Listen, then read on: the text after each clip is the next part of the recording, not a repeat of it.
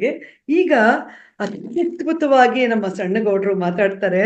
ಅವತ್ತು ಬಂದಿದ್ರು ನಮ್ಗೆ ದೇಸಿ ತಳಿಯ ಹಸುಗಳ ಬಗ್ಗೆ ಅಂದ್ರೆ ಅದ್ರ ಬಗ್ಗೆ ಪರಿಚಯಿಸಿದ್ರು, ನಮಗೆ ಪ್ರಕೃತಿ ಬಗ್ಗೆ ಪರಿಚಯಿಸಿದ್ರು. ನಮ್ಮ ಹಿಂದಿನ ಕಾಲದಲ್ಲಿ ನಾವು ಏನೇನೆಲ್ಲ ಮಾಡ್ತಾ ಇದ್ವಿ, ಎಂತ ಅದ್ಭುತವಾಗಿ ನಾವು ಯಾವ ರೀತಿ ನಮ್ಮ ಜೀವನನ ನಡೆಸ್ತಾ ಇದ್ವಿ ಅನ್ನೋದ್ರ ಬಗ್ಗೆ ನಮ್ಮ ಸಣ್ಣಗೌಡ್ರು ಹೇಳ್ಕೊಡ್ತಾರೆ ಇವಾಗ. ಅದ್ರ ಬಗ್ಗೆ ನಮಗೆ ಪರಿಚಯ ಮಾಡ್ಕೊಡ್ತಾರೆ. ಅವ್ರನ್ನ ಕಾರ್ಯಕ್ರಮಕ್ಕೆ ಸ್ವಾಗತಿಸೋಣ. ಸಣ್ಣಗೌಡ್ರೆ ನಮಸ್ಕಾರ. ನಮ್ಮ ಕಾರ್ಯಕ್ರಮಕ್ಕೆ ನಿಮಗೆ ಪ್ರೀತಿಪೂರ್ವಕವಾದ ಸ್ವಾಗತವನ್ನ ಬಯಸ್ತಾ ಇದ್ದೀನಿ. ನಮಸ್ಕಾರ ಸರ್. ಈಗ ಈ ಸಮಯ ನಿಮ್ಮದು, ದಯವಿಟ್ಟು ಮಾತಾಡಿ ಸರ್. ನಮಸ್ತೆ ಮೇಡಮ್. ಮಾಸ್ಟರ್ಸ್ ಎಲ್ಲರಿಗೂ ಕೂಡ ನನ್ನ ಹೃತ್ಕಮಲದಿಂದ ನಮನಗಳು. ಮೇಡಮ್ ನಾನು ಮಾತಾಡೋ ಸ್ಪಷ್ಟವಾಗಿ ಕೇಳ್ತಾ ಇದ್ರೆ? ಸರ್ ಸ್ವಲ್ಪ ಸ್ಪಷ್ಟತೆ ಇಲ್ಲ, ಒಂದ್ ಸ್ವಲ್ಪ ಹತ್ರ ಬಂದ್ ಮಾತಾಡಿದ್ರೆ ಅನುಕೂಲ ಅಂತ ಅನ್ಸುತ್ತೆ ಸರ್. ಇವಾಗ ಕೇಳ್ತಾ ಇದ್ರೆ? ಡಿಸ್ಟರ್ಬೆನ್ಸ್. ಹಾ ಎಸ್ ಸರ್, ಕೇಳಿಸ್ತಿದೆ. ಪ್ಲೀಸ್ ಮಾತಾಡಿ ಸರ್. ಸ್ವಲ್ಪ ಇಲ್ಲಿ ವೆಹಿಕಲ್ ಜಾಸ್ತಿ ಓಡಾಡ್ತಾ ಇದಾವೆ, ಡಿಸ್ಟರ್ಬ್ ಆದ್ರೆ ನಾನು ವಿಡಿಯೋ ಆಫ್ ಮಾಡ್ಕೊಂಡು ಮಾತಾಡ್ತೀನಿ. ಆಗುವುದಲ್ರಿ? ಓಕೆ ಸರ್, ತೊಂದ್ರೆ ಇಲ್ಲ, ಮಾತಾಡಿ ಸರ್. ಎಸ್, ಮತ್ತೊಮ್ಮೆ ಎಲ್ಲ ಆತ್ಮಬಂಧುಗಳಿಗೆ ನನ್ನ ನಮನಗಳು. ಸ್ನೇಹಿತರೆ, ನಿನ್ನೆ ದಿನ ನಾವು ನೋಡ್ತಾ ಇದ್ವಿ, ಭಾರತ ದೇಶ ಇದು ಒಂದು ಹೆಸರೇ ಹೇಳ್ತೈತಿ. ಭಾರತ, ಅದರ ಇತಿಹಾಸ ಇದೆ. ಹಿಂದೂಸ್ತಾನ್ ಅಂತಂದ್ರೆ ಸಾಮಾನ್ಯ ಅಲ್ಲದು. ಪ್ರಪಂಚದಲ್ಲೇ ಒಂದು ಹೆಚ್ಚಿನ ಒಂದು ಗೌರವಕ್ಕೆ ಪಾತ್ರ ಆಗಿರ್ತಕ್ಕಂಥ ದೇಶ ಅಂತ ಹೇಳ್ಬಹುದು. ಯಾಕಂದ್ರೆ ಇಲ್ಲಿ ಋಷಿಮುನಿಗಳು ತಪಸ್ಸು ಮಾಡಿರ್ತಕ್ಕಂಥ ದೇಶ ಇದು. ಈ ಭೂಮಿಗೆ ನಾವು ಅದರ ಮೌಲ್ಯ ಮತ್ತು ಅದರ ಒಂದು ಅಗಾಧತೆಯನ್ನ ನಾವು ತೂಕ ಅಥವಾ ಒಂದು ಮೆಜರ್ಮೆಂಟ್ ಮಾಡ್ತೇವೆ ಅಂತಂದ್ರೆ ಸಾಧ್ಯನೇ ಇಲ್ಲ. ಶ್ರೀರಾಮಚಂದ್ರ ನಡೆದಾಡಿದಂತ ಜಾಗ ಇದು. ಶ್ರೀಕೃಷ್ಣ ಪರಮಾತ್ಮ ನಡೆದಾಡಿದಂತ ಜಾಗ ಇದು. ದೇವತೆಗಳು ಕೆಲವೊಂದು ಸಂದರ್ಭದಲ್ಲಿ ಧರೆಗೆ ಬಂದು ಭಕ್ತರಿಗೆ ಆಶೀರ್ವದಿಸಿ ಅವರ ಕಷ್ಟ ದೂರ ಮಾಡಿ ಹೋಗಿರ್ತಕ್ಕಂಥ ನೆಲ ಇದು. ಇಡೀ ಪ್ರಪಂಚದಲ್ಲಿ, ಇಡೀ ವಿಶಾಲವಾದಂತ ಭೂಖಂಡದಲ್ಲಿ ಈ ಭಾರತದ ಭೂಮಿಗೆ ಇರ್ತಕ್ಕಂಥ ಒಂದು ಮೆರುಗು, ಇದಕ್ಕೊಂದು ವ್ಯಾಲ್ಯೂ ಬೇರೆ ಎಲ್ಲೂ ಸಿಗ್ಲಿಕ್ಕಿಲ್ಲ ಅಂತ ಅನ್ಸುತ್ತೆ.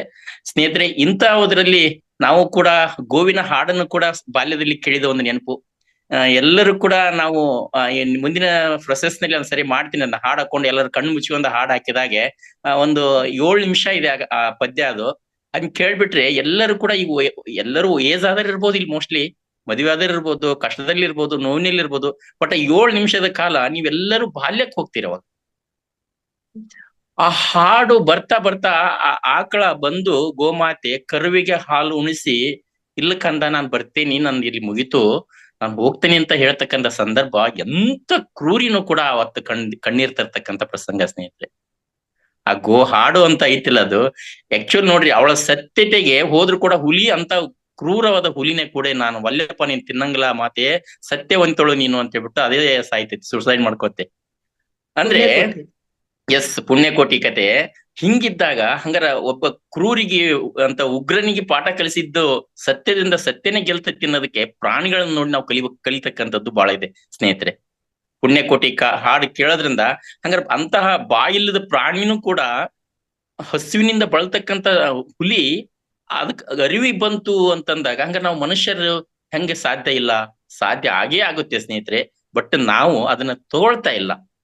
ಯಾಕಂದ್ರೆ ಮುಂದುವರಿದ ಇವತ್ತು ಸಮಾಜದೊಳಗೆ, ಮುಂದುವರಿದಕ್ಕಂತ ಆಡಳಿತ ವ್ಯವಸ್ಥೆ ಒಳಗೆ ಆಮೇಲೆ ಫಾಸ್ಟ್ ಜನರೇಷನ್ ಹೋಗ್ತಾ ಇದೀವಿ, ಎಲ್ಲ ಎಲೆಕ್ಟ್ರಾನಿಕ್ ಮಯ ಆಗ್ತಾ ಇದೆ. ಹಂಗಾಗ್ಬಿಟ್ಟು ಏನಾಗ್ತಾ ಇದೆ ಅಂತಂದ್ರೆ ನಾವು ಇದು ಅನುಮಾನಕ್ಕೆ ನಾವು ಆಸ್ಪದ ಕೊಡ್ತಾ ಇದ್ದೇವೆ ನಮ್ಮ ದೇಹದೊಳಗೆ. ಸತ್ಯ ನುಡಿದ್ರೆ, ಪ್ರಾಮಾಣಿಕವಾಗಿದ್ರೆ ಬೆಲೆ ಇಲ್ಲ, ಮೋಸಕ್ಕೆನೆ ಬೆಲೆ ಜಾಸ್ತಿ, ಸುಳ್ಳು ಹೇಳಿದ್ರೆ ಬೆಲೆ ಜಾಸ್ತಿ, ಕಪಟ ವಂಚನೆ ಇವನ್ನೆಲ್ಲ ಮಾಡಿದವ್ರಿಗೆ ಜನಗಳು ಗುರುತಿಸ್ತಾರೆ ಅನ್ನೋದನ್ನ ನೋಡಿ ನೋಡಿ ನೋಡಿ ನಾವು ಆ ಮಟ್ಟಕ್ಕೆ ಬಂದ್ಬಿಟ್ಟಿದ್ದೇವೆ. ಇಲ್ಲ ಸ್ನೇಹಿತರೆ, ನಿಜಕ್ಕೂ ದಯವಿಟ್ಟು ಮ್ಯೂಟ್ ಮಾಡ್ಕೊಡಿ. ನಿಜ ಹೇಳ್ಬೇಕಂದ್ರೆ ಸ್ನೇಹಿತರೆ, ಸತ್ಯಕ್ಕೆ ಬೆಲೆ ಇದ್ದೇ ಇದೆ. ಅದು ಒಂದು ನಾವು ಆಧಾರವಾಗಿ ಇಟ್ಕೊಂಡ್ರೆ ಸಾಕಷ್ಟ. ಪುಣ್ಯಕೋಟಿ ಕಥೆಯನ್ನ ಒಂದು ಆಧಾರವಾಗಿ ಇಟ್ಕೊಂಡ್ರೆ ಸಾಕು, ನಾವು ಈ ಜೀವನದೊಳಗೆ ಗೆದ್ದೇ ಗೆಲ್ತೀವಿ. ನಮಗ್ ಒಂದು ಸರಿಯಾದ ಮಾರ್ಗ ಸಿಕ್ಕಿದೆ, ಪತ್ರಿಜಿಯವ್ರು ಕೊಟ್ಟಿರ್ತಕ್ಕಂಥದ್ದು ಧ್ಯಾನ ಮಾರ್ಗ. ಈ ಧ್ಯಾನ ಮಾರ್ಗದಿಂದ ನಾವು ಆ ಪುಣ್ಯಕೋಟಿಯ ಕಥೆಯನ್ನು ನೆನಪು ಮಾಡ್ಕೊಂಡು ಮುಂದಿನ ದಿನಗಳಲ್ಲಿ, ಭವಿಷ್ಯದಲ್ಲಿ ಈ ಪ್ರಪಂಚಕ್ಕೆ ಒಂದು ಅಗಾಧವಾದ ಕೊಡುಗೆಯನ್ನು ಕೊಡ್ಲಿಕ್ಕೆ ಹೋಗ್ತಾ ಇದೀವಿ. ಅದು ಜನರಿಗೂ ಕೂಡ ಇರ್ಬೋದು, ಪ್ರಾಣಿಗಳಿಗೂ ಕೂಡ ಅದು ಅನ್ವಯಿಸುತ್ತೆ ಸ್ನೇಹಿತರೆ. ಇಷ್ಟು ಹೇಳ್ತಾ ಇವತ್ತು ಗೋಮಾತೆಯ ದೇಸಿ ಆಕಳ ಉತ್ಪನ್ನಗಳ ಬಳಕೆಯ ಮುಂದುವರಿದ ಭಾಗ ನೋಡೋಣ ಸ್ನೇಹಿತರೆ. ಎಲ್ಲೆಲ್ಲಿ ಇದನ್ನ ಬಳಕೆ ಮಾಡಬಹುದು, ಏನಕ್ಕೆಲ್ಲ ಬಳಕೆ ಮಾಡಬಹುದು ಅಂತ ನೋಡಿದಾಗ, ಗೋಮಾತೆಯ ಪಕ್ಕಾ ದೇಸಿ ಆಕಳ ಗೋಮೂತ್ರವನ್ನು ನೀವು ಸ್ಟೋರ್ ಮಾಡಿ ಇಟ್ಕೊಂಡ್ರೆ, ಹಿಡಿದಿಟ್ಕೊಂಡ್ರೆ, 1 ಲೀಟರ್ ನೀರಿಗೆ, ಶುದ್ಧವಾದ ನೀರಿಗೆ 20 ml ಗೋಮೂತ್ರವನ್ನು ಹಾಕಿಬಿಟ್ಟು ಅದರಲ್ಲಿ ನೀವು ಮಾರ್ಕೆಟ್ ನಿಂದ ತಂದಂತ ತರಕಾರಿಗಳನ್ನ, ಯಾಕಂದ್ರೆ ಇವತ್ತು ಹೆಚ್ಚು ರಾಸಾಯನಿಕಗಳನ್ನ ಬಳಸಿರ್ತಾರೆ, ಅವಕ್ಕೆಲ್ಲ ಫರ್ಟಿಲೈಸರು, ಕೀಟನಾಶಕ, ಕ್ರಿಮಿನಾಶಕಗಳನ್ನ ಬಳಸಿರ್ತಾರೆ. ಹಂಗಾಗಿ ಅದ್ರ 1% ಅದ್ರೊಳಗ ಇರುತ್ತೆ. ಅದು ಯಾವುದೇ ಬೆಳೆಗೆ ಕೂಡ ಇರುತ್ತೆ. ಮೇಲ್ಗಡೆ ತಕ್ಷಣ ಸ್ಪ್ರೇ ಫ್ರೆಶ್ ಆಗಿ ಕಾಣ್ಲಿ ಅಂತೇಳಿ ಮಾರುಕಟ್ಟೆ ಕುಂತಾಗ ಸ್ಪ್ರೇ ಮಾಡ್ತಿರ್ತಾರೆ. ಯಾವಾಗೋ ಕಿತ್ತಿರ್ತಾರೆ ಸಪ್ಪನ್ನದನ್ನೇ, ಮಾರಾಟಕ್ಕೆ ಬತ್ತಿ ಹೋಗಿರುತ್ತೆ. ಜಸ್ಟ್ ಅದೊಂದು ಲಿಕ್ವಿಡ್ ಹಾಕ್ಬಿಟ್ಟು ಸ್ಪ್ರೇ ಮಾಡೋದು ಸಾಕು, ಫುಲ್ ಫ್ರೆಶ್ ಆಗಿ ಕಾಣುತ್ತೆ. ಒಂದು ಅರ್ಧ ಗಂಟೆ, 3/4 ಗಂಟೆ ಅಥವಾ 1 ಗಂಟೆ ಇರುತ್ತೆ ಅಷ್ಟೇ ಅದು ಫ್ರೆಶ್ನೆಸ್. ಮತ್ತೆ ತಂದು ನೀವು ಮನೆಗೆ ಇಟ್ರೆ ಎಲ್ಲ ಬತ್ತಿ ಹೋಗಿರುತ್ತೆ, ಕೊಳತೋಗುತ್ತೆ. ಆತರ ಇರ್ಬೇಕಾದ್ರೆ ಇವತ್ತು ಮಾರುಕಟ್ಟೆ ದುಡ್ಡಿಗೋಗಿ ಅಷ್ಟೆಲ್ಲ ಮಾಡ್ತಾ ಇದಾರೆ. ಇಲ್ಲ ನಮಗೆ ಹಳ್ಳಿಗೆ ಹೋಗಿ ತಗೊಳ್ತಾ ಇದೀವಿ ಚೆನ್ನಾಗಿದೆ ಅಂತಂದ್ರೆ, ಯಾವ ರೈತರು ಕೂಡ ಇವತ್ತು ರಾಸಾಯನಿಕ ಬಳಸ್ದಂಗ್ ಬೆಳಿತಾನೆ ಇಲ್ಲ, ಕೀಟನಾಶಕ ಬಳಸ್ದಂಗ್ ಬೆಳಿತಾನೆ ಇಲ್ಲ. ಯಾಕೆ ಕೀಟಗಳನ್ನ ಹತೋಟಿ ಮಾಡ್ತಕ್ಕಂಥ ವಿಧಾನ ಅವ್ರಿಗೆ ಗೊತ್ತಿಲ್ಲ. ಅವೆಲ್ಲವಕ್ಕೂ ಇಲ್ಲಿ ಇದಾವೆ. ನೆಕ್ಸ್ಟ್ ಅದನ್ನ ಸವಿಸ್ತರವಾಗಿ ಹೇಳ್ತೀನಿ. ಹೀಗಿದ್ದಾಗ ಆ ಮಾರುಕಟ್ಟೆಯಿಂದ ತಂದಂತ ನಿಮಗೆ ತರಕಾರಿಗಳನ್ನ ನಿಮ್ಗೆ ಏನಾದ್ರೂ ಹಳ್ಳಿಗಳಿಗೆ ಹೋದಾಗ ದೇಸಿ ಆಕಳ ಗೋಮೂತ್ರ ಸಿಗುತ್ತೆ ಅಂದ್ರೆ ಒಂದ್ ಬಾಟ್ಲಿಯಲ್ಲಿ ತಂದು ಇಟ್ಕೊಂಡು ಹಂಗೆ ಇಟ್ರಿ ಏನ್ ತೊಂದ್ರೆ ಇಲ್ಲ, ಎಷ್ಟು ವರ್ಷ ಇಟ್ರು ಏನಾಗಲ್ಲ. ಅದು 1 ಲೀಟರ್ ನೀರಿಗೆ 20 ml ದೇಸಿ ಆಕಳ ಮೂತ್ರವನ್ನು ಹಾಕಿ ನೀವು ಕನಿಷ್ಠ ಆ ತರಕಾರಿಯನ್ನ ಅದ್ರೊಳಗೆ 10 ನಿಮಿಷ ಬಿಟ್ಟು ತೆಗೆದ್ರೆ ಅದು ಫುಲ್ಲು ಅದ್ರಲ್ಲಿ ಇರ್ತಕ್ಕಂತ 50% ಕೆಮಿಕಲ್ ಹೊರ ಹೋಗುತ್ತೆ ಸ್ನೇಹಿತರೆ, ಫಸ್ಟ್ ಟೈಮ್. ಇಲ್ಲ ನಾ ಇನ್ನೊಂದ್ ಸರಿ ಮಾಡ್ತೇನೆ ಅಂದ್ರೆ ಮತ್ತು 10 ನಿಮಿಷ ನೀರ್ ಚೆಲ್ಲಿ ಮತ್ತೊಂದ್ ಸರಿ 20 ml ಹಾಕಿ ಮತ್ತೆ 1 ಲೀಟರ್ ನೀರು 20 ml ಹಾಕಿಬಿಟ್ಟು ಮತ್ತೆ 10 ನಿಮಿಷ ಇಟ್ರೆ 75% ಕೆಮಿಕಲ್ಲು ಆ ತರಕಾರಿಯಿಂದ ಬಿಡುಗಡೆ ಹೊಂದುತ್ತೆ ಸ್ನೇಹಿತರೆ. ಧೈರ್ಯವಾಗಿ ಬಳಸ್ಬೋದು ನೀವು ಅವಾಗ ಅದನ್ನ. ಈ ತರ ನೀವು ಬಳಕೆ ಮಾಡೋದ್ರಿಂದ ಒಂದು ಉಪಯೋಗ ತಗೋಬಹುದು ದೇಸಿ ಆಕಳ. ಅದರಿಂದ ಅದಕ್ಕ ಪಂಚಗವ್ಯ ಅಂತಂದು ಹೇಳ್ತಾರೆ. ಪಂಚಗವ್ಯಕ್ಕೆ ತಯಾರು ಮಾಡ್ತಕ್ಕಂತ ಒಂದು ಕೆಲವೊಂದಿಷ್ಟು ಇವುದವೆ ಪರಿಕರಗಳು, ಅವು ಹೇಳ್ತೇವೆ ಏನೇನ್ ಯಾವ್ಯಾವ್ದಕ್ಕೆ ಸೇರಿ ಪಂಚಗವ್ಯ ಅಂತ. ಗಂಜಲ ಅಂದ್ರೆ ಮೂತ್ರ, ಹಾಲು, ಮೊಸರು, ತುಪ್ಪ, ಇವು 5 ಆದ್ ನೋಡ್ರಿ. ಸಗಣಿ, ಗಂಜಲ, ಹಾಲು, ಮೊಸರು, ತುಪ್ಪ 5 ಸೇರಿದಾಗ ಕಾಮಧೇನು ಪಂಚಗವ್ಯ ಅಂತ ಹೇಳ್ತಾರೆ ಅದಕ್ಕೆ ಹೆಸರು. ಇವತ್ತು ಕೆಲವು ಕಡೆ ಈ ದೇಸಿ ಆಕಳಗಳನ್ನ ಕಟ್ಕೊಂಡು ಇದರಿಂದನೇ ಒಂದು ಉತ್ಪನ್ನ ಮಾಡ್ತಾ ಇದಾರೆ. ಏನಂತಂದ್ರೆ ಇವು 5 ಸೇರಿಸ್ಬಿಟ್ಟು ಅದು ಹದವಾಗಿ ಅದನ್ನ ಸಗಣಿಗೆ ಎಷ್ಟೆಷ್ಟು ಪ್ರಮಾಣಕ್ಕೆ ಗಂಜಲ ಹಾಕ್ಬೇಕು, ಹಾಲು ಎಷ್ಟು ಹಾಕ್ಬೇಕು, ಮೊಸರು ಎಷ್ಟು ಹಾಕ್ಬೇಕು, ತುಪ್ಪ ಎಷ್ಟು ಹಾಕ್ಬೇಕು ಹಾಕಿ ಅದನ್ನ ಚೆನ್ನಾಗಿ ನೀವು ರೊಟ್ಟಿ ಮಾಡ್ಬೇಕಾದ್ರೆ, ಚಪಾತಿ ಮಾಡ್ಬೇಕಾದ್ರೆ ಸರಿ ಕಲಿಸ್ಕೊಂಡು ಇದು ಮಾಡ್ತಿರಲ್ಲ, ಆ ತರ ಸ್ಲರಿ ಮಾಡ್ಬಿಟ್ಟು ಅದನ್ನ ಒಂದು ಆಕಾರ ಕೊಟ್ಟು, ದೀಪದ ಆಕಾರ ಕೊಟ್ಟು ಅದನ್ನೇ ಡ್ರೈ ಮಾಡಿಸ್ತಾರೆ, ಒಣಗಿಸ್ತಾರೆ. ಒಣಗಿಸಿ ನೆಕ್ಸ್ಟ್ ಅದಕ್ಕೆ ಬತ್ತಿ ಇಟ್ಟು ಅದನ್ನ ಉರಿಸಿದ್ರೆ, ಅದಕ್ಕೆ ಒಂಚೂರು ತುಪ್ಪ ಹಾಕಿ ಉರಿಸ್ಬಿಟ್ರೆ ಕಂಪ್ಲೀಟ್ ದೀಪ ಉರಿಯುತ್ತೆ. ಅದು ದೀಪದ ಆಕಾರ ಮಾಡ್ತಾರೆ ಅದಕ್ಕೆ. ದೀಪ ಕಂಪ್ಲೀಟ್ ಉರಿಯುತ್ತೆ. ಆ ಉರಿದನ್ನ ಭಸ್ಮ ಆದ ನಂತರ ಆ ದೀಪನ ಒಳ್ಳೆ ಫ್ಲೇಮ್ ಬರ್ತಾ ಇರುತ್ತೆ ಮನೆಗೆ ತುಂಬಾ. ಇಲ್ಲೇ ಅದು ಕೂಡ ಒಂದು ಎನರ್ಜಿ ಕೊಡುತ್ತೆ ನಮ್ಗೆ. ಆ ಫ್ಲೇಮ್ ತಗೊಂಡು ಆದ್ಮೇಲೆ, ದೀಪ ಉರಿದಾದ್ಮೇಲೆ ಅದ್ರಲ್ಲಿ ಉಳಿದಂತ ಆ ಭಸ್ಮ ಏನೈತಿಲಿ ಅದಕ್ಕೆ ಹಣೆಗೆ ನಡು ಬಟ್ಟೆ ಏನ್ ಹೇಳ್ತಿಲ್ಲ ಕುಂಕುಮ ಹಚ್ಚತಕ್ಕಂತ ಜಾಗಕ್ಕೆ ಅದನ್ನ ಧರಿಸೋದ್ರಿಂದ ಅಲ್ಲಿ ಕೂಡ ನಿಮ್ಗೆ ಒಂದು ಎಕ್ಸ್ಟ್ರಾ ಒಂದು ಎನರ್ಜಿ ಸಿಗುತ್ತೆ ಸ್ನೇಹಿತರೆ. ಹೌದ್ರಾ? ಇದೇ ರೀತಿ ಅದರ ಒಣ ಕುಳ್ಳುಗಳನ್ನ ತಗೊಂಬ ಸಂಗ್ರಹ ಮಾಡಿ ಸುಟ್ಟು ಅದರಿಂದ ವಿಭೂತಿ ತಯಾರು ಮಾಡ್ತಾ ಇದಾರೆ ಇವತ್ತು. ಅದು ಕೂಡ ಒಂದು ಒಳ್ಳೆ ಬಿಸ್ನೆಸ್ ಅಂತ ಹೇಳ್ಬೋದು, ದುಡಿಮೆ ಅಂತ ಹೇಳ್ಬೋದು. ಹೌದ್ರಾ? ಈ ತರ ದೇಸಿ ಆಕಳ ಇವಾಗ ನೋಡಿ, ಸಗಣಿ ಮತ್ತು ಗಂಜಲನ್ನ ನೀವು ಯಾವ್ದಾದ್ರು ಬಕೆಟ್ ಅಥವಾ ಎದರಲ್ಲಿ ಹಾಕಿಟ್ರೆ ಸ್ವಲ್ಪ ದಿವಸ ನಂತರ ಅದರಲ್ಲಿ ಜೀವಾಣುಗಳು ಉತ್ಪತ್ತಿ ಆಗ್ತಾ ಕೊಳಿತಾ ಸಾವಿರಾರು ಜೀವಾಣುಗಳು ಪ್ರೊಡ್ಯೂಸ್ ಆಗ್ತಾವ, ಉತ್ಪತ್ತಿ ಆಗ್ತಾವ. ಅವು ಎಷ್ಟು ಸಾವಿರಾರು ಉತ್ಪತ್ತಿ ಆಗ್ತಾವ ಅಷ್ಟು ಬೆನಿಫಿಟ್ ರೈತರಿಗೆ. ಅದನ್ನ ಭೂಮಿಗೆ ಹಾಕಿದಾಗ ಅಲ್ಲಿ ಮತ್ತೆ ಭೂಮಿಯಲ್ಲಿ ಇರ್ತಕ್ಕ ಜೀವಾಣುಗಳ ಸಂಖ್ಯೆ ಜಾಸ್ತಿ ಆಗುತ್ತೆ ಸ್ನೇಹಿತರೆ. ಆದ್ರೆ ಹಸರನ್ನ ಹೆಚ್ಚು ದಿನ ನಾವು ಇಡಕ್ಕಾಗಲ್ಲ, ಸ್ಟೋರ್ ಮಾಡಕ್ಕಾಗಲ್ಲ.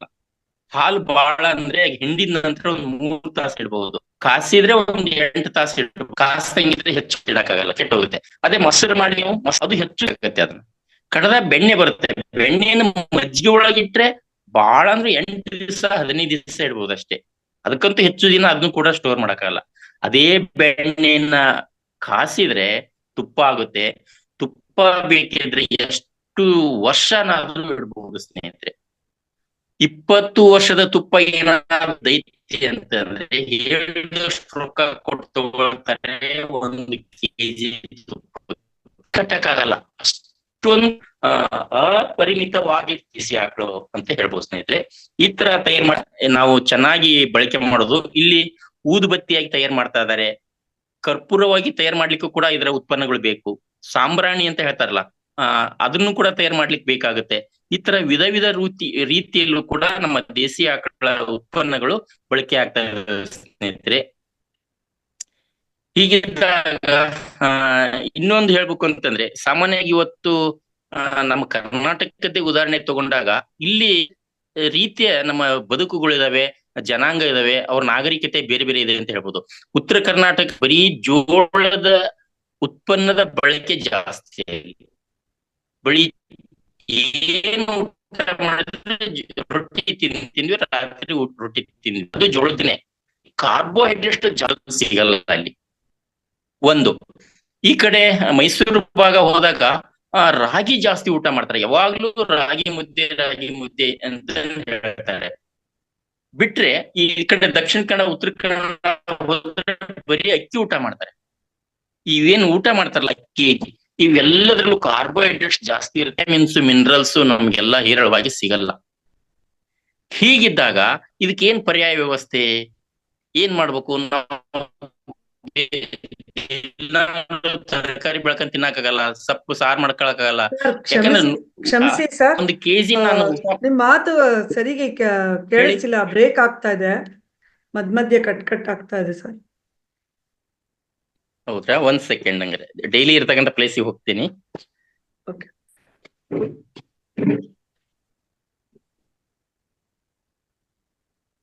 ಇವಾಗ ಕೇಳ್ತದೆ ಮೇಡಮ್? ಎಸ್, ಇವಾಗ ಕ್ಲಿಯರ್ ಆಗಿದೆ ಸರ್.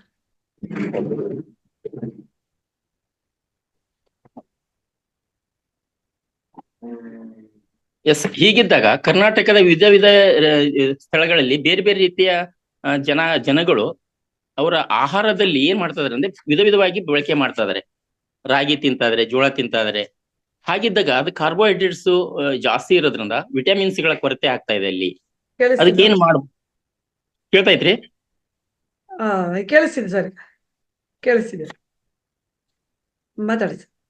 ಎಸ್, ಹೀಗಿದ್ದಾಗ ನಮಗೆ ವಿಟಮಿನ್ಸ್ ಮಿನರಲ್ಸ್ ಗಳ ಕೊರತೆ ಆದಾಗ ದೇಹದಲ್ಲಿ ವ್ಯತ್ಯಾಸ ಆಗೋದು ಸಹಜ, ಕಾಯಿಲೆಗಳು ಬರ್ಲಿಕ್ಕೆ ಆಹ್ವಾನ ಕೊಟ್ಟಂಗಾಗುತ್ತೆ. ಈ ತರ ಇದ್ದಾಗ ಏನ್ ಮಾಡ್ಬೋದ್ರಿ ಪರ್ಯಾಯ ವ್ಯವಸ್ಥೆ ಅಂತಂದಾಗ, ಮನೆಯಲ್ಲಿ ಜವಾರಿ ಹಸು ಯಾರು ಕಟ್ಟಿರ್ತಾರೆ ಅವ್ರು ಸಾಮಾನ್ಯವಾಗಿ ಹೊಲದಲ್ಲಿ ಇರೋದ್ರಿಂದ ತರಕಾರಿಗಳನ್ನೆಲ್ಲ ಬಳಸ್ತಿರ್ತಾರೆ. ನಾವು ಸಿಟಿಯಲ್ಲಿ ಇದಾವೆ ಸರ್, ನಮ್ಗೆಲ್ಲ ಬರೀ ಜೋಳದ ಇದನ್ನೇ ಜಾಸ್ತಿ, ಗೋಧಿನೇ ಜಾಸ್ತಿ ಅಂತಂದ್ರೆ ನಮ್ಗೆ ಹೆಚ್ಚು ತರಕಾರಿ ತಿನ್ಬೇಕು ಅಂತಂದ್ರೆ, ಕಾಳುಗಳು ತಿನ್ಬೇಕು ಅಂತಂದ್ರೆ, ಸೊಪ್ಪುಗಳು ತಿನ್ಬೇಕು ಅಂದ್ರೆ ಎಲ್ಲ ರಾಸಾಯನಿಕ ಬಳಕೆ ಮಾಡೋದ್ರಿಂದ ನಮಗೆ ಭಯ ಇದೆ. ಅದಕ್ಕೆ ಪರ್ಯಾಯ ವ್ಯವಸ್ಥೆ ಏನು ಇಲ್ವಾ ಅಂತ ಯಾರಾದ್ರೂ ಕೇಳಿದ್ರೆ ಒಂದು ಇದೆ ಸ್ನೇಹಿತರೆ. ಪ್ಯೂರ್ ಪಕ್ಕಾ ಜವಾರಿ ಆಕಳದ ಗೋಮೂತ್ರವನ್ನ 10ರಿಂದ 20 ml ಕುಡಿಯುವುದರಿಂದ ಇದು ಸಪ್ಲಿಮೆಂಟ್ ಆಗಿ ನಮಗೆ ಕೆಲಸ ಮಾಡುತ್ತದೆ ಅಂತ ಹೇಳ್ಬಿಟ್ಟು, ಇದು ಸ್ವರ್ಣಭೂಮಿ ಗೋಶಾಲಾ ಅಂತ ಹೇಳ್ಬಿಟ್ಟು ಅಲ್ಲಿ ಒಬ್ಬ ಸ್ವಾಮೀಜಿ ಹೇಳಿರ್ತಕ್ಕಂಥದ್ದು ಸ್ನೇಹಿತರೆ. ಇದು ಹೌದ್ರಾ? ಇಷ್ಟೊಂದು ಬೆನಿಫಿಟ್. ಹಂಗಾರೆ 10ರಿಂದ 20 ml ತಗೊಳಿದ್ರೆ ನಮಗೆ ಸಪ್ಲಿಮೆಂಟ್ ಆಗಿ ಕೆಲಸ ಮಾಡ್ತದೆ ಅಂದ್ರೆ ಅದು ಎಷ್ಟು ಅದರಲ್ಲಿ ಅದರ ಒಂದು ಅಡಕವಾಗಿ ಕೊಟ್ಟಿರಕ್ಕಲ್ಲ ಭಗವಂತ, ಇದನ್ನ ತಿಳ್ಕೊಬೇಕಾಗುತ್ತೆ ಸ್ನೇಹಿತರೆ. ಇಷ್ಟೊಂದು ಬೆನಿಫಿಟ್ ನಮಗೆ ದೇಸಿ ಆಕಳ ಉತ್ಪನ್ನಗಳ ಬಳಕೆಯಿಂದ ಸಿಗ್ತಕ್ಕಂಥದ್ದು. ಇನ್ನ ಇಲ್ಲಿ ರೈತರು ಇದ್ದು, ನಾನು ಹೌದ್ರು ಗೌಡ್ರೆ ನೀವು ಹೇಳಿದಂಗೆ ನಾನು ರಾಸಾಯನಿಕ ಗೊಬ್ಬರನೇ ತರಬಾರ್ದು, ಕೀಟನಾಶಕ ತರಬಾರ್ದು, ಆತರ ಬೆಳೆ ಬೆಳಿಬೇಕು ಅಂತ ಇಷ್ಟ ಇದೆ. ಅದಕ್ಕೆ ಪರ್ಯಾಯ ವ್ಯವಸ್ಥೆ ನನ್ಗೆ ಏನಿದೆ 100ಕ್ಕೆ 100 ನಂಬಿ ಬೆನಿಫಿಟ್ ಇಂದ ತಗೋಬೇಕು ಅಂದ್ರೆ ಏನ್ ಮಾಡ್ಬೋದು ಅಂತಂದ್ರೆ, ಕೃಷಿ ವಿಶ್ವವಿದ್ಯಾಲಯದೊಳಗೆ ನಮ್ಗೆ ಇವತ್ತು ಏನಂತಂದ್ರೆ ಧಾರವಾಡದಲ್ಲಿ ಇದಕ್ಕಾಗಿನ ಸಾವಯವ ಕೃಷಿ ಅಂತಂದೇ ಒಂದು ವಿಭಾಗ ಮಾಡಿದ್ದಾರೆ. ಅಗ್ರಿ ಯೂನಿವರ್ಸಿಟಿ ಇದೆ ಧಾರವಾಡದಲ್ಲಿ, ಬಟ್ ಅದರಲ್ಲಿ ಒಂದು ಸಾವಯವ ಕೃಷಿ ವಿಭಾಗ ಅಂತ ಮಾಡಿದ್ದಾರೆ. ಅಲ್ಲಿ ಪಕ್ಕಾ ಪ್ಯೂರ್ ದೇಸಿ ಆಕಳ ಉತ್ಪನ್ನಗಳ ಬಳಕೆಯನ್ನ ಯಾವ್ಯಾವ ರೀತಿಯಲ್ಲಿ ವಿಧಾನದಲ್ಲಿ ಮಾಡಬಹುದು, ಎಷ್ಟು ತರ ಮಾಡಬಹುದು ಅನ್ನೋದಕ್ಕೆ ಅದನ್ನೊಂದು ಸರ್ಚ್ ಮಾಡಿ ಸಂಶೋಧನೆ ಮಾಡಿ ಅಲ್ಲಿ ವಿಜ್ಞಾನಿಗಳು ಅಂದ್ರೆ ಅಲ್ಲಿನ ಲೆಕ್ಚರ್ಸ್ ಅದಾರಲ್ಲ ಅವರು ಒಂದು ಬುಕ್ಸ್ ರೆಡಿ ಮಾಡಿದ್ದಾರೆ. ಅಲ್ಲಿರ್ತಕ್ಕಂಥ ಸುಮಾರು ವಿಷಯಗಳನ್ನ ನಾನು ಅಂಕಿ ಅಂಶಗಳ ಸಹಿತ ಹೇಳ್ತೀನಿ ಸ್ನೇಹಿತರೆ. ಯಾಕಂದ್ರೆ ಹಂಗೆ ಓರಲ್ ಆಗಿ ಹೇಳಿದ್ರೆ ಅದು ಸಮಂಜಸ ಆಗಲ್ಲ. ಅಂಕಿ ಅಂಶಗಳ ಸಹಿತ ಹೇಳಿದಾಗ ಅದೆಲ್ಲ ಸರ್ಟಿಫೈಡ್ ಆಗಿರ್ತಕ್ಕಂಥದ್ದು, ಸಂಶೋಧನೆಯಿಂದ ಹೊರ ಬಂದಿರತಕ್ಕಂಥದ್ದು, ಅಲ್ಲಿ ಮಾಡಿ ಅದನ್ನ ಒಂದು ರಿಸಲ್ಟ್ ತಗೊಂಡು ಬರೆದು ಲೇಖಿ ಮುಖಾಂತರ ಬರೆದು ಇಟ್ಟಿರ್ತಕ್ಕಂಥದ್ದು ಒಂದು ಇದೆ. ಅಲ್ಲಿ ಕೆಲವೊಂದಿಷ್ಟನ್ನು ಮಾಹಿತಿ ಕೊಡ್ಲಿಕ್ಕೆ ಇಷ್ಟಪಡ್ತೀನಿ. ಸಮಯದ ಅವಲಂಬನದ ಮೇಲೆ ನಾನು ಕೊಡ್ತೀನಿ. ಹಾಗಿದ್ರೆ ಏನೆಲ್ಲ ತಯಾರು ಮಾಡ್ತಾ ಇದಾರೆ ಇವಾಗ ಹೇಳ್ತಾರೆ.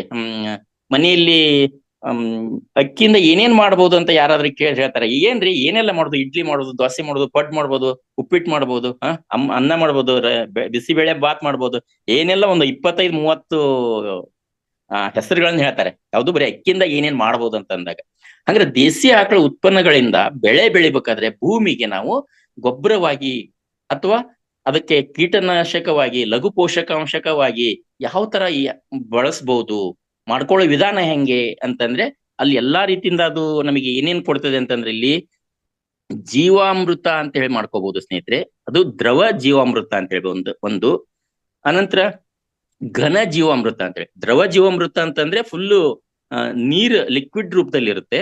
ಘನ ಜೀವಾಮೃತ ಅಂತ ಅಂದ್ರೆ ಸ್ವಲ್ಪ ಪೇಸ್ಟ್ ತರ ಬರುತ್ತೆ. ಈ ತರನು ಮಾಡ್ಕೋಬಹುದು. ಅನಂತರ ಇದು ಬೆಳೆಗಳಿಗೆ ಹೆಚ್ಚು ಫಲವತ್ತಾಗಿ ಬೆಳೆಯಲಿಕ್ಕೆ ಮತ್ತು ಮಣ್ಣಿನ pH ಮೌಲ್ಯವನ್ನ ಹೆಚ್ಚು ಮಾಡ್ಲಿಕ್ಕೆ. ಯಾಕೆ ಮಣ್ಣಿನ pH ಮೌಲ್ಯವನ್ನು ಹೆಚ್ಚಿಗೆ ಮಾಡ್ಬೇಕು? ಏಕೆ ನಾವು ಆರೋಗ್ಯವಾಗಿ ಚೆನ್ನಾಗಿರ್ಬೇಕು ಅಂತಂದ್ರೆ ಹೇಳ್ತೇವೆ. ನಾವು ಆಹಾರದಲ್ಲಿ ಏನೇನ್ ಬೇಕು ಅಂತಂದ್ರೆ ನಮ್ ದೇಹಕ್ಕೆ ಪ್ರತಿದಿನ ನೀರು ಸುಮಾರು % ಬೇಕು. ಉದಾಹರಣೆಗೆ ನಾನೊಂದು 3 kg ಆಹಾರ ತಗೊಳ್ತೀನಿ ಇವತ್ತು ಎಲ್ಲ ಮುಂಜಾನೆ ಸಾಯಂಕಾಲ ಮಟ್ಟ ಅಂತಂದ್ರೆ ಅದರಿಂದ ಕನಿಷ್ಠ 3 ಲೀಟರ್ ನೀರ್ ತಗೊಳ್ತೀನಿ ಅಂತಂದ್ರೆ ಪ್ರೋಟೀನ್ಸ್ ಬೇಕು, ವಿಟಮಿನ್ಸ್ ಬೇಕು, ವಿಟಮಿನ್ ಮಿನರಲ್ಸ್ ಬೇಕು, ಕಾರ್ಬೋಹೈಡ್ರೇಟ್ಸ್ ಬೇಕು, ಮತ್ತೆ ವಿಟಮಿನ್ ಡಿ ಕೂಡ ಬೇಕು. ವಿಟಮಿನ್ ಡಿ ಎಲ್ಲಿ ಸಿಗುತ್ತೆ? ಅದು ಹೊರಗಡೆ ಹೋದ್ರೆ ಸೂರ್ಯನ ನೋಡಿದ್ರೆ ಸೂರ್ಯನಿಂದ ಸಿಗುತ್ತೆ. ಅದು ಸಿಗಲ್ಲ ಅಂತಂದ್ರೆ ಡಾಕ್ಟರ್ ಕಡೆ ಹೋದಾಗ ಸ್ಕಿನ್ ಡಿಸೀಸ್ ಆಗುತ್ತೆ. ಅವ ಡಾಕ್ಟರ್ ಹತ್ರ ಹೋದಾಗ ಕೆಲವು ವಿಟಮಿನ್ ಡಿ ಮಾತ್ರೆಗಳನ್ನ ಬರ್ಕೊಡ್ತಾರೆ, ಅವ್ನು ನುಂಗ್ಬೇಕಾಗತ್ತೆ. ಅಲ್ಲೂ ಕೆಮಿಕಲ್ಲೇ ಬಂದ್ಬಿಡ್ತು.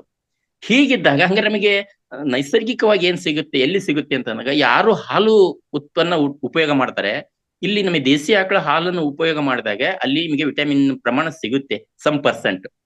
ಇದನ್ನ ಬೇಕಾದ್ರೆ ಲ್ಯಾಬ್ ಟೆಸ್ಟ್ ಮಾಡಿದಾಗ ದೇಸಿ ಆಕಳ ಹಾಲು ಮತ್ತು ಈ ವಿದೇಶಿ ಆಕಳ ಜರ್ಸಿ ಅಂತ ಹೇಳ್ತೀನಿ ನಾನು, ಜರ್ಸಿ ಆಕಳ ಹಾಲನ್ನ ಲ್ಯಾಬ್ ಟೆಸ್ಟ್ ಮಾಡಿದಾಗ ಇಲ್ಲಿ ಸಿಗ್ತಕ್ಕಂತ ಸುಮಾರು ಲಘು ಪೋಷಕಾಂಶಗಳು ನಮಗೆ ಪೌಷ್ಟಿಕತೆಗಳು ಸಿಗೋದಿಲ್ಲ ಅಲ್ಲಿ.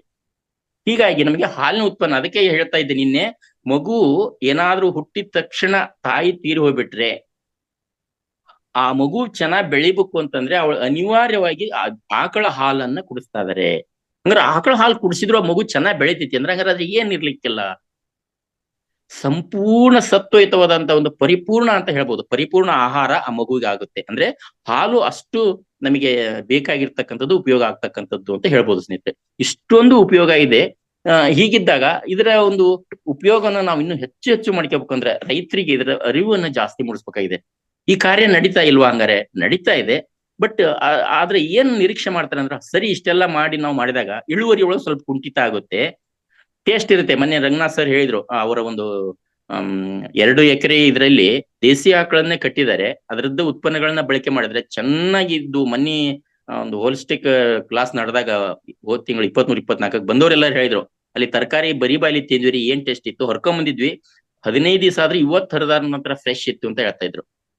ಅಂದ್ರೆ ಆತರ ಅದ್ರ ಗುಣಧರ್ಮವನ್ನು ಉಳಿಸಿಕೊಡುತ್ತೆ ಆತರ ಉತ್ಪನ್ನಗಳ ಬಳಕೆ ಮಾಡೋದ್ರಿಂದ. ಹೀಗಿದ್ದಾಗ ಅದರಿಂದ ತಯಾರು ಮಾಡ್ತಕ್ಕಂತ ಏನು ದ್ರವಗಳು ಬರ್ತಾವಲ್ಲ, ಭೂಮಿಯ ಒಂದು ಫಲವತ್ತತೆ ಹೆಚ್ಚಿಗೆ ಮಾಡ್ಲಿಕ್ಕೆ, ಮಣ್ಣಿನ pH ಮೌಲ್ಯ ಹೆಚ್ಚಿಗೆ ಮಾಡ್ಲಿಕ್ಕೆ ಆ ಘನ ಜೀವಾಮೃತ ಮತ್ತು ದ್ರವ ಜೀವಾಮೃತ ಇದು ಮಣ್ಣಿನ ಫಲವತ್ತತೆ ಹೆಚ್ಚಿಗೆ ಮಾಡಿ ಬೆಳೆಗಳು ಚೆನ್ನಾಗ್ ಬರ್ಲಿಕ್ಕೆ ಆಯ್ತು. ಇನ್ನ ಅಕಸ್ಮಾತ್ ಬೆಳೆಗೆ ಏನಾದ್ರು ಕಾಯಿಲೆಗಳು ಬಂದ್ರೆ, ರೋಗಗಳು ಬಂದ್ರೆ ಅದಕ್ಕೆ ಏನ್ ಮಾಡ್ಬೇಕು? ಹೊರಗಡೆ ಅಂಗಡಿಗೆ ಹೋದ್ರೆ ಅವ್ರಿಗೆ ಕೀಟನಾಶಕ ಕೊಡ್ತಾರೆ, ತಗೊಳಪ್ಪ ಇದನ್ನ ಹೊಡಿ ಅಂತೇಳಿ. ಅದನ್ನ ಹೊಡೆದಾಗೆ ಅದ್ರ ಮೇಲೆ ಬರ್ದಿರ್ತಾರೆ, ಬಾಟ್ಲ್ ಮೇಲೆ ಡೇಂಜರ್ ಮಾರ್ಕ್ ಹಾಕಿರ್ತಾರೆ, ಇದು ವಿಷ, ಮಕ್ಕಳಿಂದ ದೂರವಿಡಿ, ಇದನ್ನ ಬಳಸಿದ ನಂತರ ಚೆನ್ನಾಗಿ ಕೈ ಮುಖ ಎಲ್ಲ ತೊಳೆದಿರಿ, ಯಾಕಂದ್ರೆ ಅದು ಪಾಯ್ಸನ್ ಅನ್ನೋದನ್ನ ಅದ್ರ ಮೇಲೆ ಬರ್ದಿರ್ತಾರೆ. ಹಂಗಾರೆ ಪಾಯ್ಸನ್ ನಾವು ಬಳಸಾಕ್ ಬರಲ್ಲ ಮನುಷ್ಯರು, ಬಟ್ ಬೆಳೆಗೆ ಬಳಸ್ತೇವೆ ಅಂತಂದ್ರೆ ಅದ್ರ % ಹೋಗುತ್ತೆ ಬೆಳೆ ಮೇಲೆ, ಅಲ್ಲಿ ಬರ್ತಕ್ಕಂಥ ಉತ್ಪನ್ನಗಳ ಮೇಲೆ ಅದ್ರ ಪ್ರಭಾವ ಬೇರೆ ಬೀರುತ್ತೆ. ಹಂಗಾರೆ ಅದನ್ನ ಬಳಸ್ದಂಗಿದ್ರೆ ಏನು? ಬಳಸ್ದಂಗಿದ್ರೆ ಕೀಟಗಳು ಅದನ್ನ ಬೆಳೆ ಪೂರ ತಿಂದು ಹಾಳು ಮಾಡ್ತವೆ. ಮತ್ತ ಹಂಗಾರೆ ಬೆಳೆಗಳನ್ನ ಉಳಿಸಬೇಕು ಅಂದ್ರೆ ಏನ್ ಮಾಡ್ಬೇಕು? ಅದಕ್ಕೆ ಕೆಲವೊಂದಿಷ್ಟು ಉತ್ಪನ್ನಗಳನ್ನ ತಯಾರು ಮಾಡ್ಕೊಳ್ಳಕ್ಕೆ ಇಲ್ಲಿ ಸಜೆಸ್ಟ್ ಮಾಡ್ತಾರ ಸ್ನೇಹಿತರೆ. ಏನಂತಂದ್ರೆ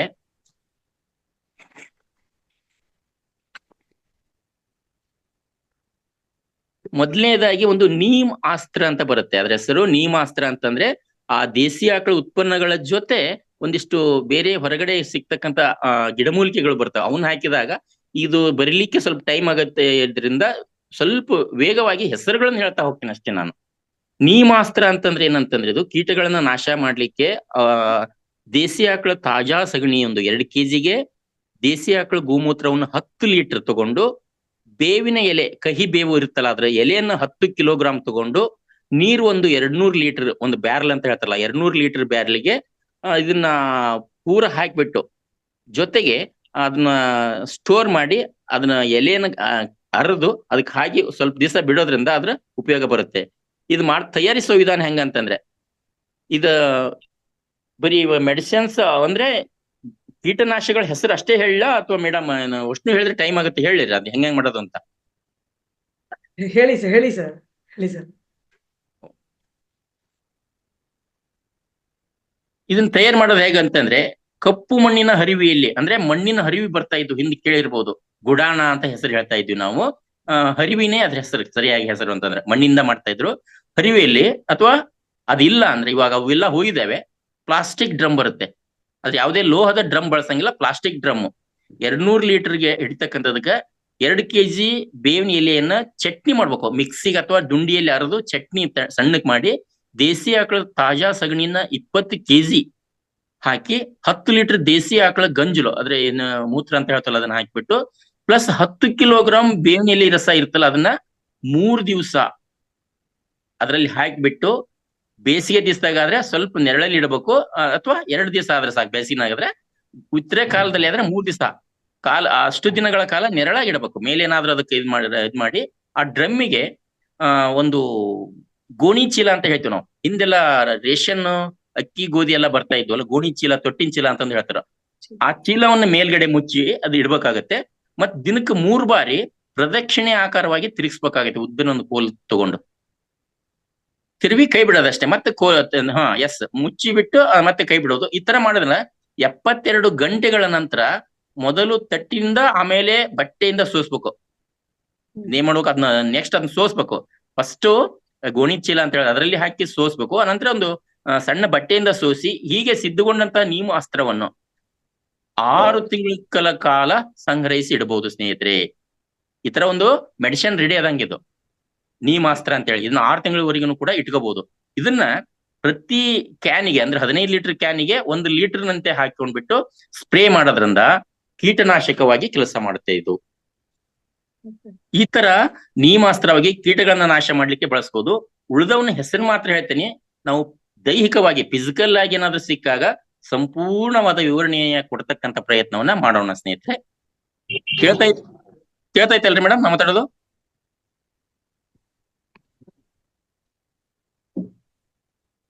ಗೌರಮ್ಮ KM ಯಾರದು? ಕೇಳ್ತೈತಲ್ರಿ ನಾ ಮಾತಾಡೋದು?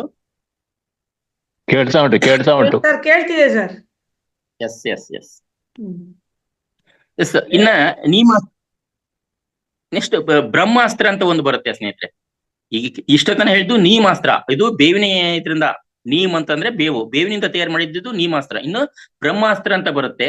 ಅದು ಕೂಡ ಈ ಒಂದು ರೈತರಿಗೆ ಬೆಳೆಗೆ ಕಾಡ್ತಕ್ಕಂತ ಕೀಟಗಳನ್ನ ನಾಶ ಮಾಡ್ಲಿಕ್ಕೆ ಬಳಕೆ ಮಾಡ್ತಕ್ಕಂಥದ್ದು. ತದನಂತರದಲ್ಲಿ ಅಗ್ನಿ ಅಸ್ತ್ರ ಅಂತ ಕೂಡ ಒಂದು ಬರುತ್ತೆ. ಅಲ್ಲಿ ಬಳಕೆ ಮಾಡ್ತಕ್ಕಂಥ ಇನ್ನ ಬ್ರಹ್ಮಾಸ್ತ್ರಕ್ಕೆ ಬಳಕೆ ಮಾಡ್ತಕ್ಕಂಥವು ಬೇವಿನ ಎಲೆ, ಹಗಲೆಲೆ, ಲಕ್ಕಿ ಎಲೆ, ಔಡ್ಲೆಲೆ, ಪೇರ್ಲೆಲೆ, ಪಾರ್ಥೇನಿಯಂ ಎಲೆ ಮತ್ತು ಹೊಂಗೆ ಗಿಡದ ಎಲೆ, ಸೀತಾಫಲದ ಎಲೆ, ಲಂಟನ್ ಅಂತ ಹೇಳ್ತಂದ್ರೆ ಚದರಂಗಿ ಅಂತ ಹೇಳ್ತಾರಲ್ಲ ಅದು, ಮತ್ತು ದತ್ತುರಿ, ಮದರಂಗಿ ಅಂತ ಹೇಳ್ತಾರಲ್ಲ ಅದ್ರು, ಮತ್ತೆ ದಾಳಿಂಬೆ, ಇಷ್ಟು ಗಿಡಗಳ ಎಲೆಗಳನ್ನು ಬಳಕೆ ಮಾಡಿ ಮತ್ತು ಅದ್ರ ಜೊತೆ ಗೋಮೂತ್ರ ಮತ್ತು ಇದ್ರ ಜೊತೆ ತಯಾರು ಮಾಡ್ತಕ್ಕಂಥದ್ದು ಇದು ಬ್ರಹ್ಮಾಸ್ತ್ರ ಅಂತ ಹೇಳ್ಬಿಟ್ಟು.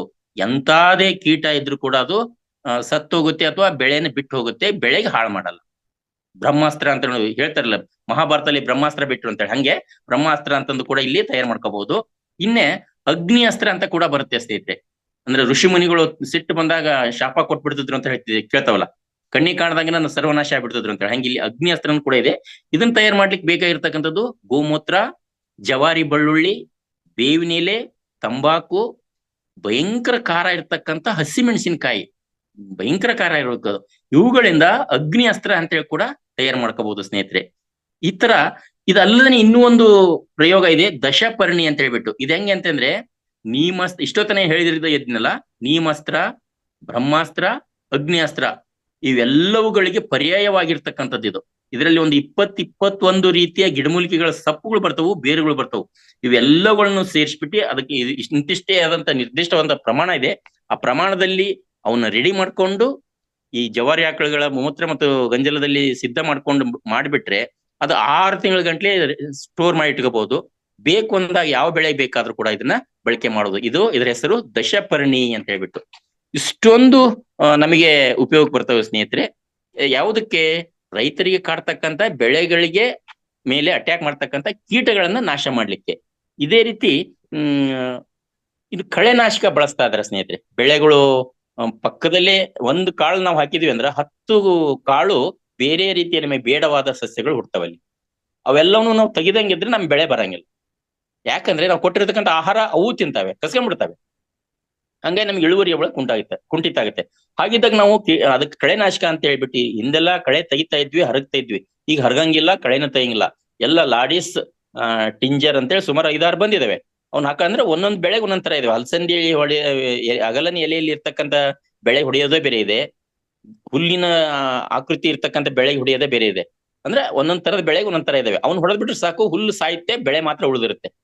ಆದರೆ ಆ ಸತ್ತಂತ ಹುಲ್ಲನ್ನ ಅದರ ಪಳೆಯುಳಿಕೆಯನ್ನ ಜೀವಾಣುಗಳು ತಿನ್ನಲ್ಲ, ತಿಂದ್ರು ಅವು ಬದುಕಲ್ಲ. ಸೂಕ್ಷ್ಮ ಜೀವಾಣುಗಳು ಮಣ್ಣಿನೊಳಗ ಕೋಟ್ಯಾನುಕೋಟಿದಾವೆ. ಅವು ಇಲ್ಲ ಅಂತಂದ್ರೆ ನಮ್ಮ ಮನುಷ್ಯನ ಬದುಕು ನಿರರ್ಥಕ, ರೈತರ ಬದುಕು ನಿರರ್ಥಕ ಆಗುತ್ತೆ.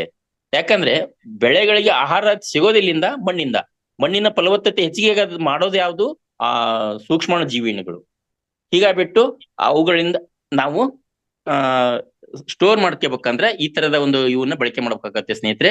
ಇಷ್ಟು ಇದೊಂದು ದೇಸಿ ಉತ್ಪನ್ನಗಳ ಬಳಕೆಯ ಒಂದು ವಿಧಾನ ಆಗಿತ್ತು. ಮತ್ತು ಸಾಧ್ಯ ಆದಷ್ಟು ಮಾಹಿತಿಯನ್ನು ಕೊಡ್ಲಿಕ್ಕೆ ಸಣ್ಣ ಪ್ರಯತ್ನ ಮಾಡಿದ್ದೀನಿ ಸ್ನೇಹಿತರೆ.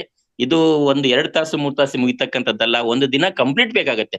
ಆರಂಭದಿಂದ ಅಂತ್ಯವರೆಗೆ ಅಂತಂದ್ರೆ ಸುಮಾರು ಟೈಮ್ ಬೇಕಾಗುತ್ತೆ. ಹಾಗಾಗ್ಬಿಟ್ಟು ಇಷ್ಟೊಂದು ನನಗೆ ಗಮನಕ್ಕೆ ಬಂದಿರತಕ್ಕಂತ ವಿಷಯವನ್ನ ತಮಗೆ ಎಷ್ಟು ಸಾಧ್ಯನೋ ಅಷ್ಟು ಹೇಳಲಿಕ್ಕೆ ಪ್ರಯತ್ನ ಪಟ್ಟಿದ್ದೀನಿ ಸ್ನೇಹಿತರೆ.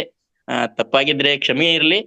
ಈ ಒಂದು ಅವಕಾಶ ಕೊಟ್ಟಿರ್ತಕ್ಕಂಥ ಮಹಾವತಾರ್ ಫೌಂಡೇಶನ್ ಎಲ್ಲರಿಗೂ, ಮಾಸ್ಟರ್ಸ್ ಗಳಿಗೂ ಮತ್ತು ಕೇಳಿದಂತ ತಮಗೂ ಈ ಒಂದು ಕಾಲ ಅಂತ ಇದ್ದಿಲ್ಲ, ಸಮಯ ಅಂತ ಇದ್ದಿಲ್ಲ, ಈ ಸಮಯಕ್ಕೆ ಇಂಪಾರ್ಟೆಂಟ್ ನಾನು ನನ್ನ ಕೃತಜ್ಞತೆಯನ್ನು ಹೇಳಕ್ ಇಷ್ಟಪಡ್ತೇನೆ. ಧನ್ಯವಾದಗಳು ಧನ್ಯವಾದಗಳು ಧನ್ಯವಾದಗಳು ಮೇಡಮ್. ಧನ್ಯವಾದಗಳು ಸರ್. ನಿಮ್ಗೆ ಬಹಳ ಇದು ಹೇಗ್ ಹೇಳ್ಬೇಕು ಅಂದ್ರೆ ದೇಸಿ ತಳಿಗಳ ಒಂದು ಹಸುಗಳ ಬಗ್ಗೆ ಹೇಳೋದೇ ಒಂದು ಪುಣ್ಯ ಅಂತ ನನ್ನ ಭಾವನೆ. ಬಹಳ ಚೆನ್ನಾಗಿ ಹೇಳಿದ್ರಿ ಸರ್. ಯಾಕಂದ್ರೆ ಇದು 1 ಲೀಟರ್ ನೀರಿಗೆ 20 ml ಗೋಮೂತ್ರನ ಸೇರಿಸಿ ತರಕಾರಿ ತೊಳೆಯುವಂಥದ್ದು ಏನಿದೆ ಅದು ಅದ್ಭುತ. ಆಕ್ಚುಲಿ ನಾವೆಲ್ಲ ಕೆಮಿಕಲ್ಸ್ ಹೋಗಲ್ಲ ಅಂತ ಒದ್ದಾಡ್ತಾ ಇರ್ತೀವಿ. ಸೊ ಇದು ಇಂಥ ಮಾಡೋದ್ರಿಂದ ಆಗ್ಲಿ, ಆಕಳ ಗಂಜಲನ ದಿನಾಗ್ಲೂ ತಗೊಂಡ್ರೆ ನಮಗೆ ಹೇಗೆ ದೇಹಕ್ಕೆ ಪುಷ್ಟಿ ಕೊಡುತ್ತೆ ಅಂತದಾಗ್ಲಿ, ಇವೆಲ್ಲ ಅದ್ಭುತವಾದ ಒಂದು ಎಲ್ಲರಿಗೂ ಒಂದು ಮಾಹಿತಿ ಅಂತ ಹೇಳ್ಬೋದು. ಬಹಳ ಇದು ಮಲ್ಲಪ್ಪ ನಾಯಕರೇ ನಮಸ್ಕಾರ. ನೀವು ದಯವಿಟ್ಟು ಈ ಕಾರ್ಯಕ್ರಮದ ಕಡೆಗೆ ನೀವು ಪ್ರಶ್ನೆ ಕೇಳ್ಬೋದು, ಅದನ್ನ ನೀವು ಬರ್ದಿಟ್ಕೊಡಿ ಸರ್. ಬರ್ದಿಟ್ಕೊಂಡು ಇದು ಮಾಡ್ತೀವಿ. ಸಣ್ಣಗೌಡ್ರೆ ನಿಮ್ಗೆ ತುಂಬ ಹೃದಯದ ಧನ್ಯವಾದಗಳು. ನಿಮ್ಗೆ ಬಹಳ ಒಳ್ಳೆ ಮಾಹಿತಿನ ಕೊಟ್ಟಿದ್ದೀರಿ. ನನಗೆ ಬೇಜಾರಾಗತ್ತೆ, ಯಾಕೆಂದ್ರೆ ತುಂಬಾ ಕಡಿಮೆ ಟೈಮಲ್ಲಿ ನಿಮ್ಮನ್ನ ಮುಗಿಸಿ ಅಂತ ಹೇಳೋದು ಅಂಥದ್ದು ನನಗೆ ಬೇಜಾರಿನ ಒಂದು ಸಂಗತಿ. ಆದ್ರೂ ಅದ್ಭುತವಾದ ಒಂದು ಮಾಹಿತಿಯನ್ನ ಕಡಿಮೆ ಟೈಮಲ್ಲಿ ನೀವು ಕೊಟ್ಟಿದ್ದೀರಿ. ಧನ್ಯವಾದ ನಿಮ್ಗೆ.